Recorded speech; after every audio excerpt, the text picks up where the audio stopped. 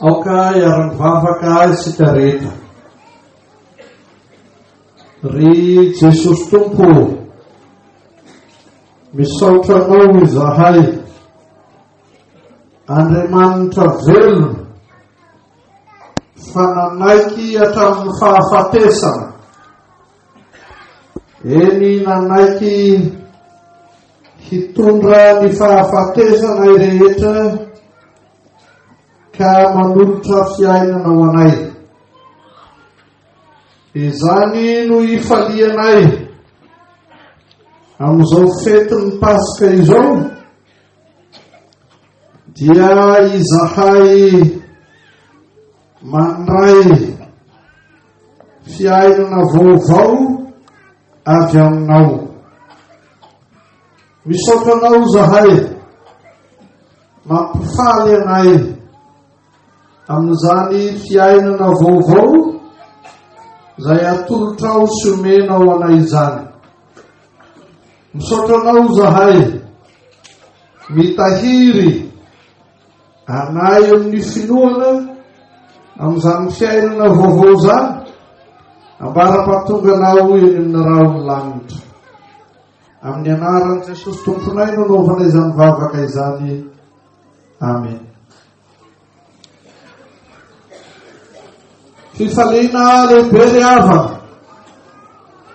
no iara-bana antsika rehetra amin'izao azo antsika ny Pasika taona 720 izao. Fa fifaliana lehibe koa ry hava no azahoanay mamangy eto amin'izao fandalovana eto Ambositra izao, mamangy ny synodam-paritany fisakana, mamangy ny renivohitry ny fileovana Ambositra, araka ny fampanantenana izay efa nambara tamina mangianay ny fivorian'ny komitin'ny synodam-paritany izay natao teny Antetezan-tany tamin'ny 30 Marsa lasa teo. Faly miarahaba antsika rehetra mandray ny fiainana atolotry Jesosy amin'izao andro Pasika, anambarana sy ilazana mazava ny fahaveloman'i Jesosy ho fahavelomantsika izao. Ny ten'Andriamanitra izay anjara antsika amin'izao andro Pasika amin'ny taona 720 izao, dia hitantsika araka ny filazantsara masina ao amin'ny Luka 4:20, ny andininy 1 ka hatramin'ny 9. Filazantsara masina araka ny Luka 4:20, ny andininy 1 ka hatramin'ny 9. Luka 4:20, andininy 1 ka hatramin'ny 9. Iara-mitsangana isika hihira ny hira laharana 770, ny andininy 1 ihany, dia tsy mipetraka raha tsy voavaky ny tenin'Andriamanitra. Efa mamangy ny olona.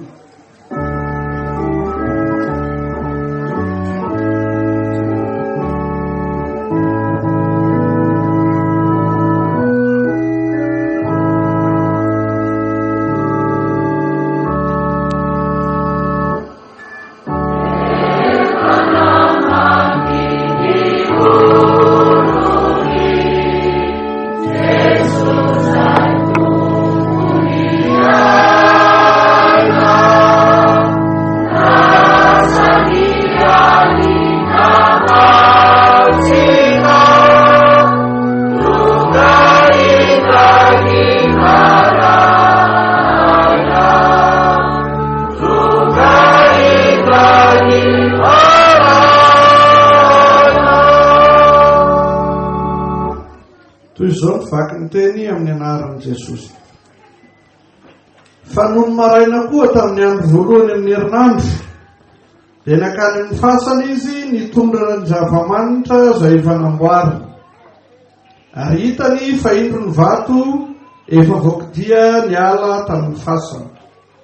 Dia niditra izy nefa tsy nahita ny faton' Jesosy tompo. Ary raha mbola very hevitra tamin'izany izy, indreo nisy roalahy niseho taminy nitafy fitafiana manelatrelatra. Ary no natahotra izy ka nikoaka, dia hoy izy roalahy taminy, nahoana no ato amin'ny maty no hitadiavanareo ny velona? Tsy ato izy fa efa nitsangana. Sarovy ny teny izay nataony taminareo, fony izy mbola tany Galilea hoe, ny zanak'olona tsy maintsy atolotra eo an-tanan'ny mpanota ka ombona amin'ny hazo fijaliana, ary hitsangana amin'ny andro fahatelo. Dia natsiaro ny teniny izy, ary niverina niala tamin'ny fasana izy, dia nilaza zany rehetra zany tamin'ny 12 lahy sy ny namana rehetra. Reray masonao manamasinana amin'ny fahamarinana, ny teninao ny fahamarinana. Amen. Ry fiangonana malala ho aminareo rehetra ny fahasoavana sy ny fiadanana avy amin'Andriamanitra raintsika sy Jesosy Kristy Tompo. Amen. Nahoana no aton'ny maty no hitadiavanareo ny velona? Tsy ato izy fa efa nitsangana.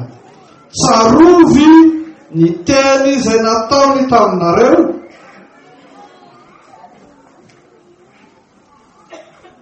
raha ny fizotran'ny tantaran'ny Paska no jerena avy amin'ny fitantarana ataon'ny evanjelista telo ao amin'ny sinoptika, na dia lazaina hoe mitovy jery azy izy, dia misy fahasamihafana betsaka hita. Izao anefa sy handany fotoana hitanisa ireo fahasamihafana hita ao amin'ny filazantsara sinoptika momba izany fitsanganan' Jesosy izany isika. Fa hitodika mivantana amin'ny hoe misy fomba mahazatra ny fiarahamonina. Ity raha ny fitantarana eto dia lazaina hoe mahazatra ny fiarahamonina jiosy. Fa ity dia azo lazaina hoe misy ahitana taratra na isehon'izany koa ao amin'ny fiarahamonina malagasy. Izao zany ho amin'ny zareo jiosy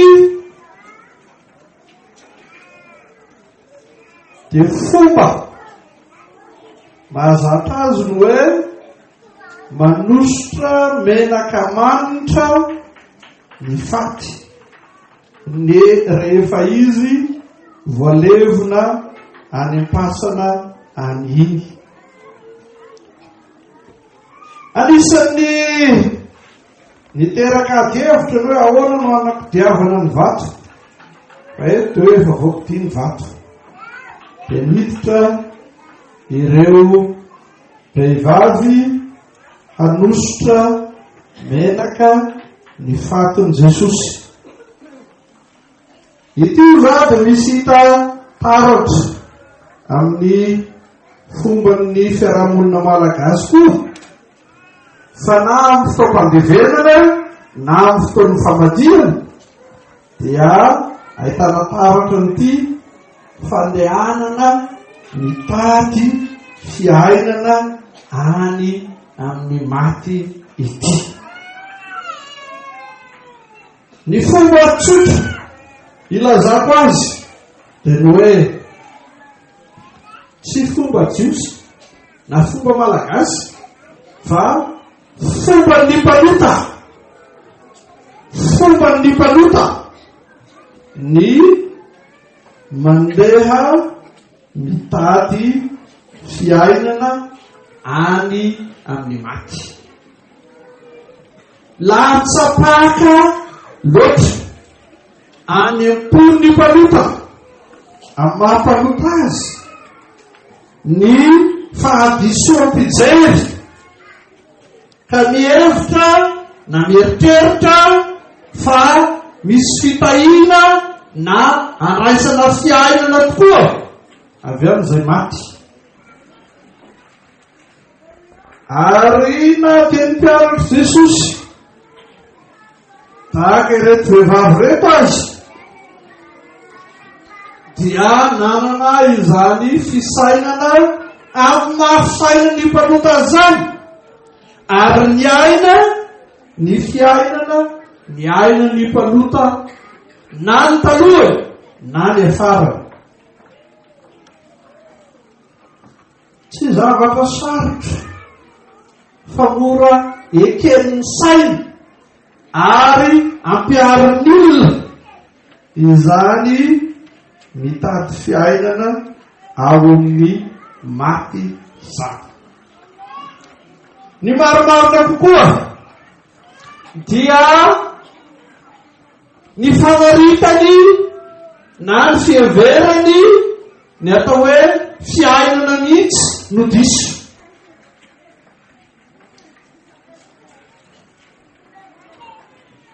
Izay heveriny olona sasany hoe fiainana dia ny ahafahana mandray rivotra madio oksizeny sy ny manary rivotra maloto gaz carbonika. Tsotra be zany. Azo lazaina fa fiainana zany fa tsy fiainan'ny olombelona fotsiny fa fiainan'ny zavaboary, fiainan'ny biby. Fa tsy izany no lazay ten'Andriamanitra eto. Ho an'ny olona sasany ny atao hoe fiainana dia tsy izay fanakalozan'ny rivotra madio sy ny rivotra maloto ao amin'ny avikavony zay fotsiny, fa ho an'ny olona sasany izay atao hoe fiainana dia izay andraisany fitahina be dia be, manana fahasalamana tsara, ary io dia tena izy azo manoty izay tsy mba manana fahasalamana. Tena rarabe indrindra amin'izao andro tsy hay lazaina mihitsy na ny vidim-panafody na zay mety ho sara-pitsaboana hafa. Ka heverina fa fitahina ny mahazo fahasalamana be. Fa mihoatrin'izany dia heverina fa fiainana ny manana izay ilaina sy ampy eto amin'izay misy antsika amin'izao fiarahamonina izao. Ary tsy vitsy no mihevitra, tsy vitsy no misaina, tsy vitsy no mampianatra sy miaina ny hoe amin'ny ray aman-dreny efa nodimandry no ankatahantsika sy andraisantsika izany fanomezana izany.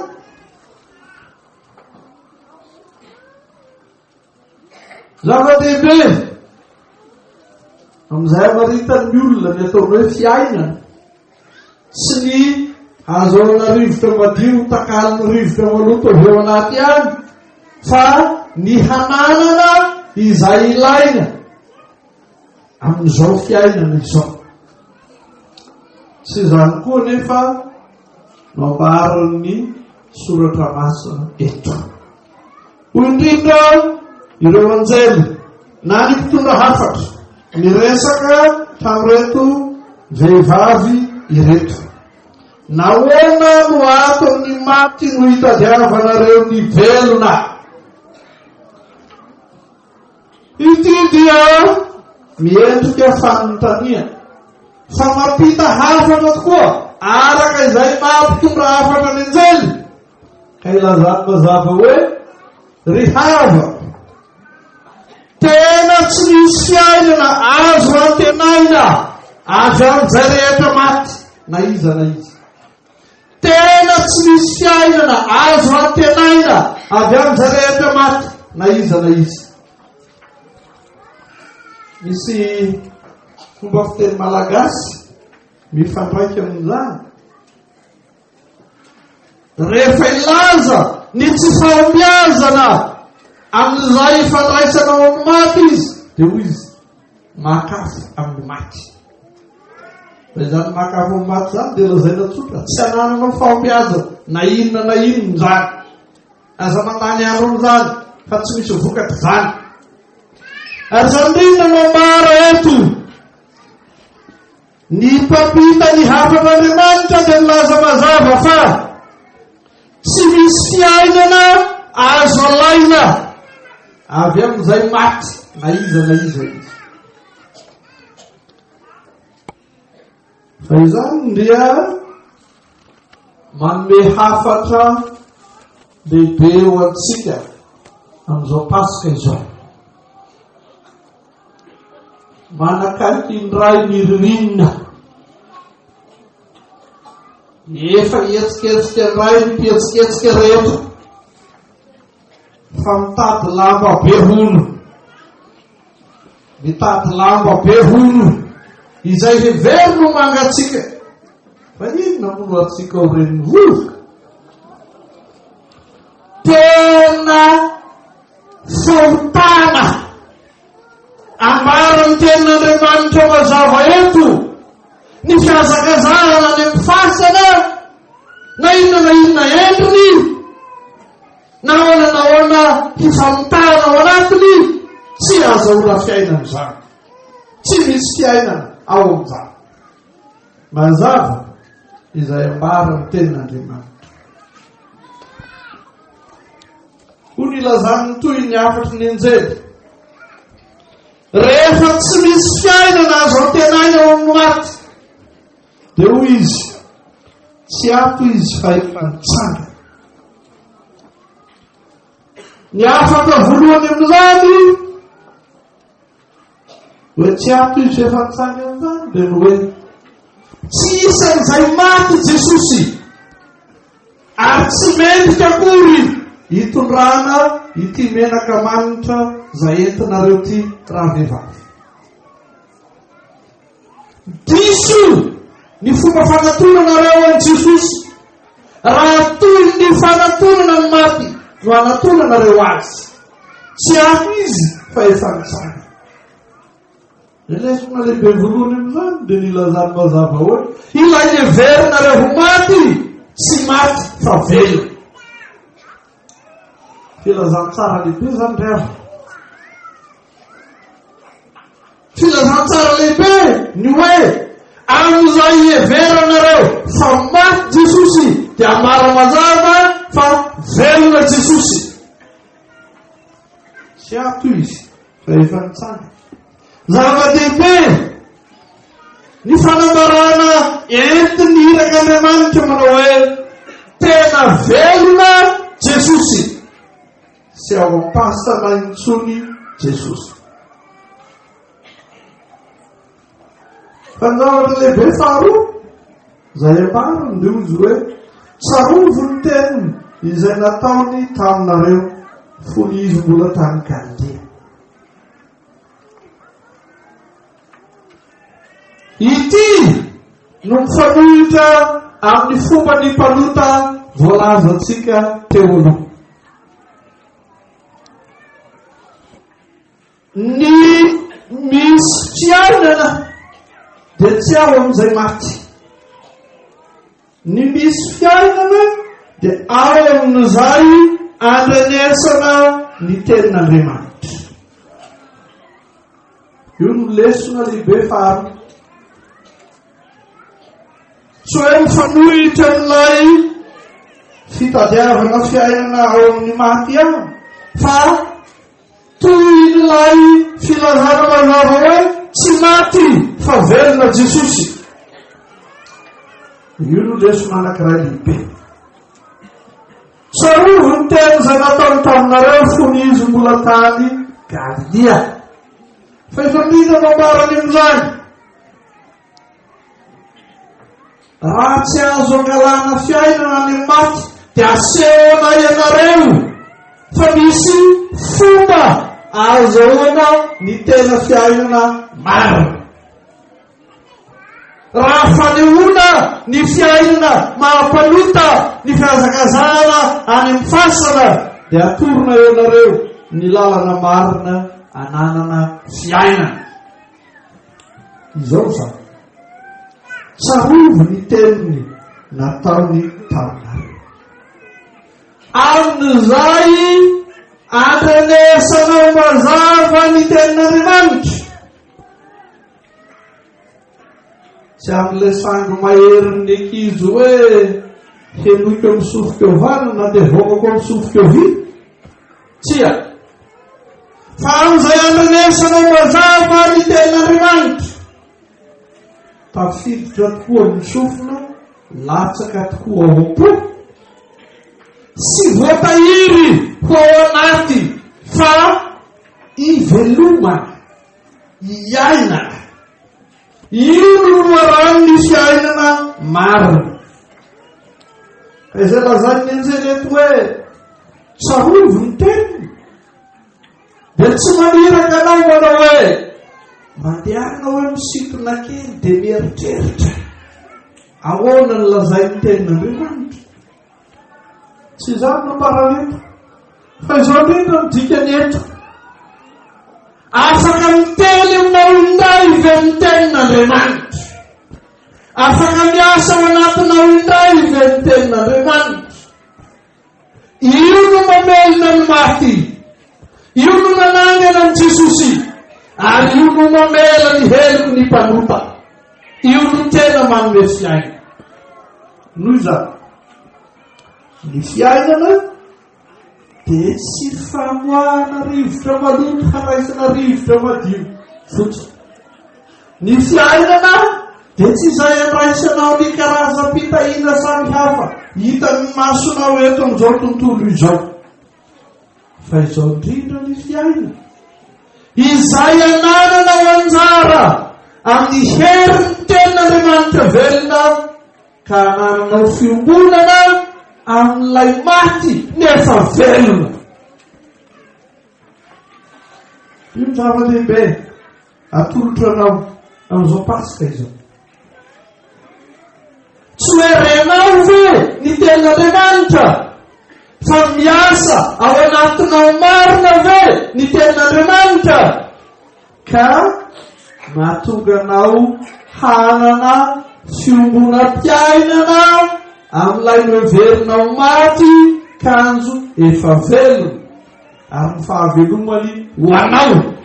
Ary anolotra izany fiainana izany ho anao. Amin'ny herin'izany tenin'Andriamanitra izany fiainana ho anao. Ka tsy izay hijanonanao amin'ny fiainana mahampanota fa amin'izay handraisanao ny famelana ny heloka ao rehetra.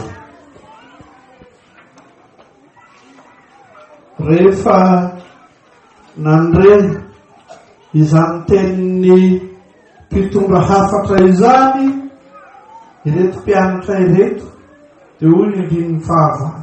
Dia nahatsiaro ny teniny izy. Dia nahatsiaro ny teniny izy. Fa izay andraisana ny tenin'Andriamanitra hiasa ao anatinao tena manolotra fiainana.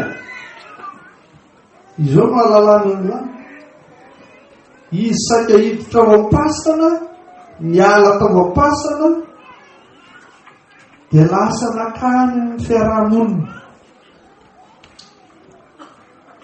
Ilay miala maraina tany an-tranony hiariariany mahampanota azy hiditra am-pasana dia nomena ny herin'ny tenin'Andriamanitra niala tamin'ny fahafatesany ka miditra ao amin'ny fiarahamonina. Ho anao koa ripanao pasika anio voavela ny heloka.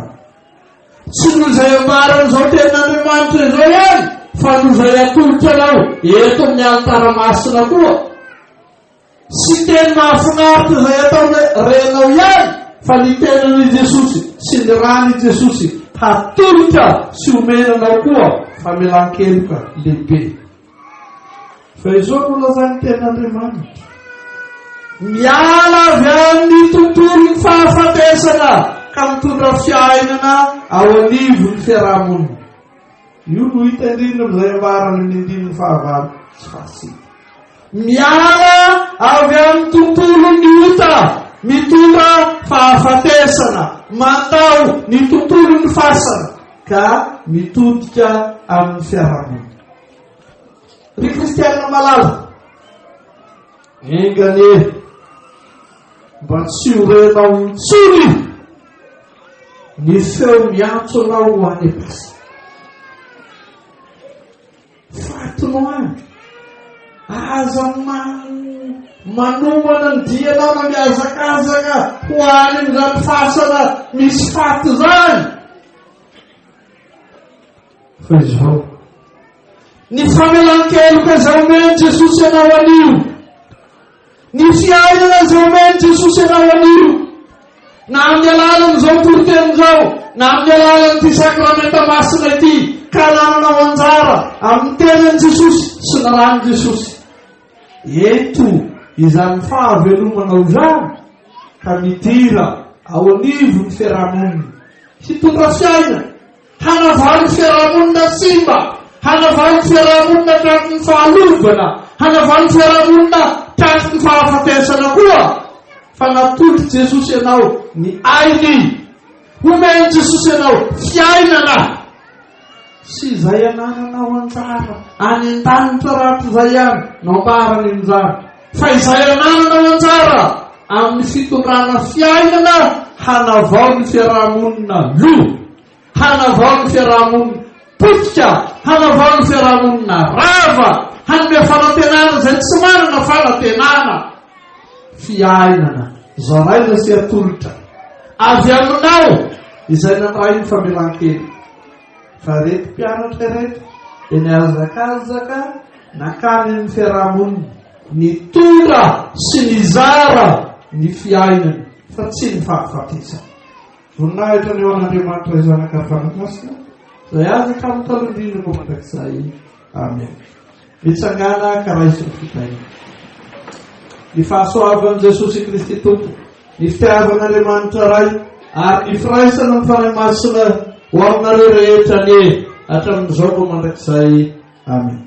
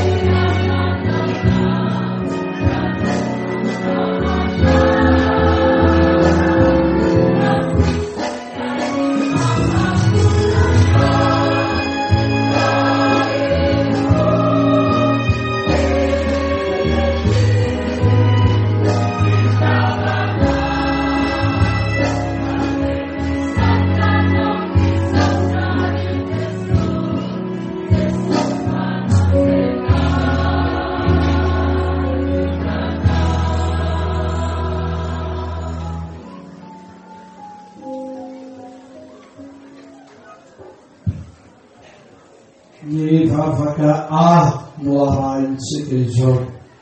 Aoka isika iaraka misaotra sy mivavaka.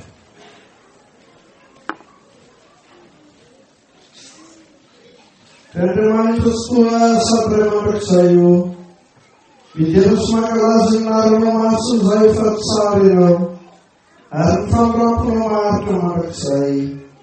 Ianao no fanaharinay sady manohana anay, ianao no fananavitra anay sady manamasina anay, hoderaina mandrakizay ianao. Ry Andriamanitra, zareo mifahasoavanao ny fiangonana kristianina, ampikambany sy atanjao izy, foazay matory fanahy, ampivereny izay faniava, ampigiro ny fiangonanao jentilisa sy izay sisa amin'ny zanak'Israely. Mivavaka izahay ho an'ity eferema manantena soa eto ambositra ity. Mao re mazava mankakariva eto ny teninao, ary tora fiainana vaovao isan'andro ianao. Vavaka izahay ho an'ity fireovana ambositra ity, mba hanatanteranao ny sitraponao, hitoranao fiainana vaovao ho an'ny fiarahamonina manontolo. Amin'ny fijoroana vavolombelona izay ataony zanakao rehetra manerana ity fireovana ity.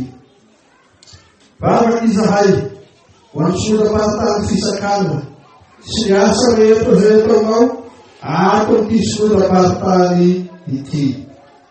Mangataka aminao izay no hevitra ny fanamasina, mba hita ianao ny planina fampandrosoana ambonina izay tianay apetraka ny anaranao Jesosy, ary ny asa atao amin'ny fiarahamonina izay tianay atomboka eto amin'ity tanàna ambositra ity.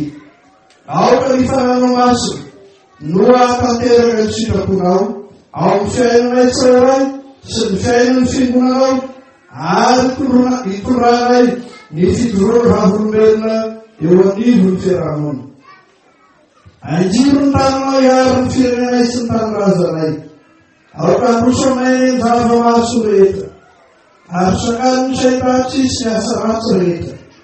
Tahiny mpitondra fanjakana rehetra sy nambaratolo eto Madagasikara, hipetrahana ny adana ny toe-panayaraka mao sy ny fahamontinana rehetra. Tario ny fanahy ny fahendrenao, ary terizo aminao ny firenena rehetra eran-tany sy ny mpitondra azy, mandakany ny fihavanana sy ny fandriam-pahalema. Mivavaka izahay mba handroso lalandava ny fitoriana ny filazano tsara manerana ny Afrika, ary izy rehetra efa samy afantatra tanteraka sy araiky ny sitraponao. Andriamanitra ray mpiahy antoko ny fiarahan'olombelona eto an-tany. Meo fiendriny ray aman-dreny dia zany miaraka ny fomba kristianina, anjakao ny fananao ny sekoly, ary tahiny ezaka rehetra atao hampampiazana ny sekoly ny fiangonana luteranina. Tahiny ny firmanitra sy ny katikomenina izay miomanatao batisa. Ny fitahinao ny ampahavoka tantany sy asotry fivelomana marina mba miasa mpanahy tsara rehetra. Vokisa ny any isan'andro ny mahantra sy ny noina, ary tahiny izay rehetra manome sy ny antro amin'ny fifaliana. Ampiono sy ampiono mpitondratena sy ny kamboty mba amin'ny marary sy malahelo azy rehaty farany ny fahafatesana, mamiraha faomilona rehetra ry tompo.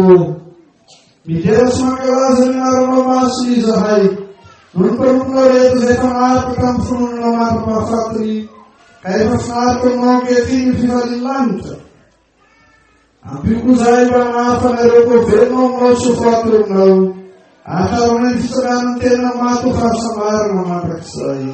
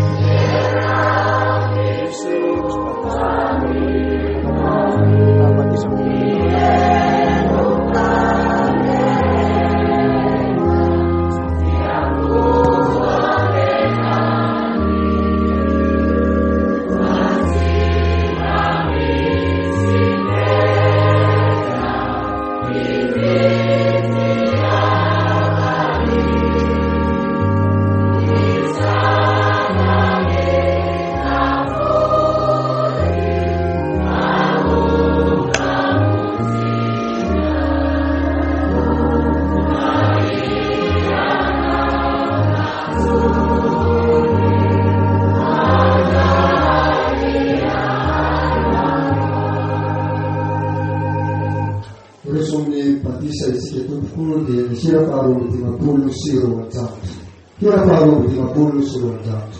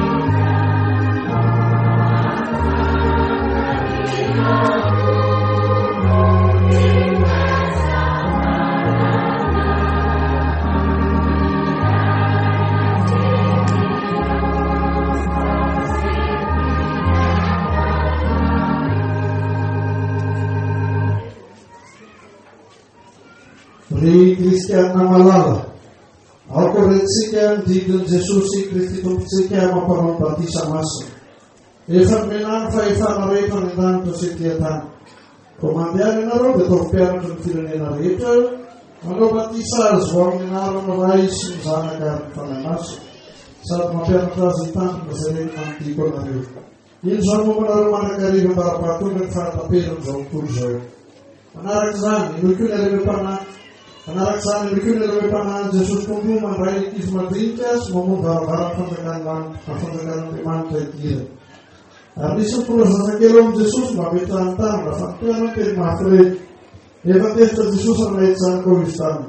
Avelao ny zaza natonahy fa nito azy ny fanjakan'Andriamanitra. Lazaiko aminareo marina tokoa, nazovy tsy handray ny fanjakan'Andriamanitra tahaka ny zaza dia tsy ho tafiditra aminy akory. Ary toto azy izy dia nameta tamina tamin'ny kantsodaro azy. Koa dia tsika misaorina sy finono zao ny zanatsika mba hatolotra ny tompo batisa masina na ny anjara amin'ny fitahiny. Ary na dia olombelona mpandota ao ambany lalan'ita sy ny fahafatesana azy izy reto, dia ho tonga zanak'Andriamanitra noho ny fahasoavany amin'ny fanasany fitiarahany indray sy ny fanavaozana atao amin'ny fanahy masina. Aoka iara-mivavaka isika rehetra. Ry Andriamanitra sy toa izay hatramin'ny taloha indrindra vao mandrakizay eo. Misaotranao zahay fa notendrenao amin'ny fiangonanao ny fanaovana batisa ho amin'ny anaranao masina, ka ny batisa mamezanao toky anay fa horainay ianao, sady amin'izay anay ho afaka miota amin'ny alalan'ny zanakao mpanavitrinay, ary itiarahanao anay indraisana masinao anay amin'ny fananao. Ko mangataka aminao zahay, raha iso zanakao rehetra azy rehetra entinay eto anatrehanao, ko meo azy ny fitahino mandrakizay avy amin'ity fanorona masina ity. Aoka izy ho velona sy tompo zanakao amin'ny fiangonanao, aoka ny fahataoranao sy ny fankatiavany mba ho hita manjaka mandrakariva ao an-trano ray aman-dreniny, ary ampianao atao amin'ny fitianao izy, ka arovy ny ratsy rehetra mandra-pahatonga ny any amin'ny fanjakanao any an-danitra. Amen. Aoka rentsika ny fadiny fiangonana sy ny finoizanaovantsika batisa ny zanatsika. Izao ny fadiny, ny devoly sy ny asany rehetra ary ny fombana rehetra. Izao kosa ny finoana, mino n'Andriamanitra ray tsy tao-panao ny lanitra sy ny tany aho, ary mino an' Jesosy Kristy zanany lahy tokona tompontsika. Izay nantoritorana tamin'ny fanahy masina, nateraky Maria Virginy, nidrapa nanapaka Ponty Pilato, nambola tamin'ny azo fijaliana, maty Piara Levi, nidina tamin'ny fiainantsita, tsangana tamin'ny maty amin'ny andro fahatelo, niakatra ho an'ny lanitra, petraka eo ankavan'Andriamanitra ray tsy toa, avy any eviny tsara ny velona sy ny maty. Mino ny fanahy masina aho, ny fiangonana masina manerana izao tontolo izao. Mino ny fiangonan'olona masina, famelan-kely, tsangana ny tena ny maty ary ny venona mandrakizay. Amen. Moa tianareo ray aman-dreny atao batisa amin'izany finoana izany fa ireto zaza ireto ka hifadiny dia volo sy ny asany rehetra amin'ny fomba rehetra. Samy ianao zazakanareo koa avahinareo na amin'ny fananarana amin'ny fitondratena mba hampaharitra azy ao amin'i Jesosy. Ho karakaranareo vany azao reto zaza reto fianarana mbalolany tsara ny soratra masina sy ny fivavahana kristianina.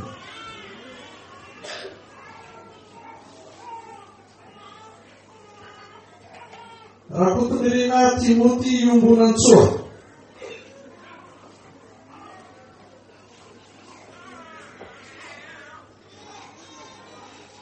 Arovan'Andriamanitra ny ianao ataon'izao mba mandrakizay ataonao marina fijaliana masina eo amin'ny andronao sy eo amin'ny tandronao famantarana fa inon Jesosy Kristy tompontsika izay vao tamin'ny azo fijaliana ianao.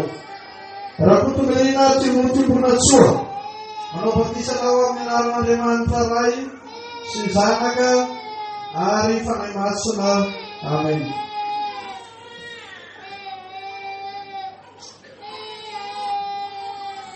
Andriamanitra sy toa Ray Jesosy Kristy tompontsika izay fandrainao zanaka tamin'izao batisa izao ka napitinao isan'ny fiangonany izay niaperana amin'ny fahasoavana anarana ny fahasambarana mandrakizay ho aminao ny fiadanana.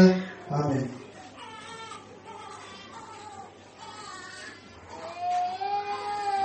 Nomenjanahary herin'ny aina santatra.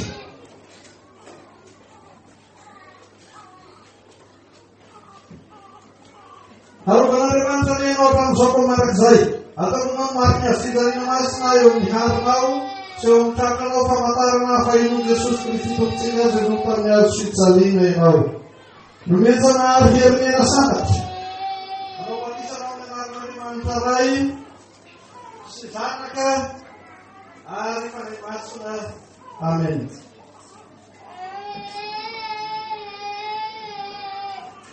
Andriamanitra sy toa Ray Jesosy Kristy tompontsika izay fandrainao zanaka tamin'izao batisa masina izao ka napitinao isan'ny fiangonany izay niaperana amin'ny fahasoavana ary ny fahasambarana mandrakizay ho aminao ny fiadanana. Amen.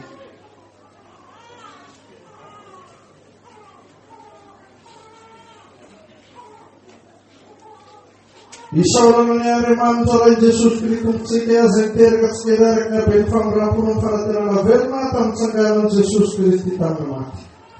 Aoka hiaraka mivavaka isika rehetra. Rainay izay ny an-danitra, ho amasina ny anaranao, hotongany ny fanjakanao, ataony ny sitraponao, dia tiantany tahakany any an-danitra. Meonay an'io izay aminao sahazaonay, ary mamelany hevitay tahaka namelana izay meloka taminay. Ary izay mitorana ny fankapanahy, fa manafanay ny ratsy, fa anao ny fanjakana sy ny hery, ary ny voninahitra mandrakizay. Amen.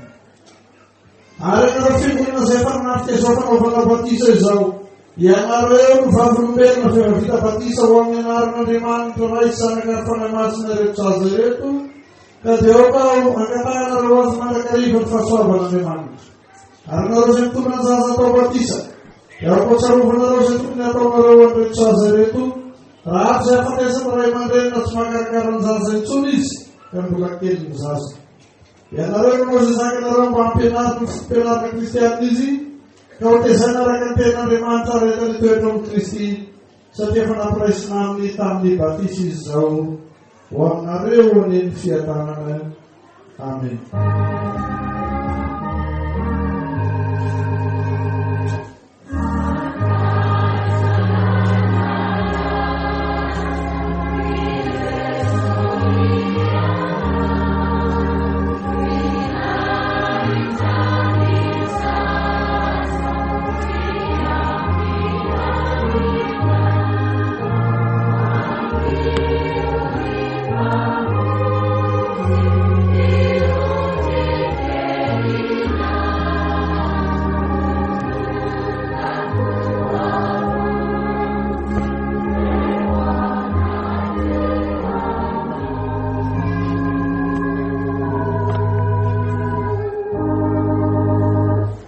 Kebetulan ini sudah sangat darah tiada mampir suami dan jadi pastor dan